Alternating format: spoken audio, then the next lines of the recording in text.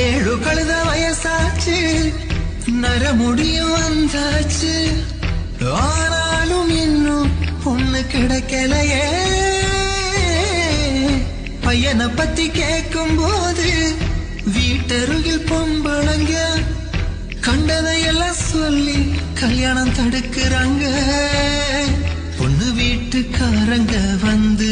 பையன் எப்படின்னு தான் கேட்டா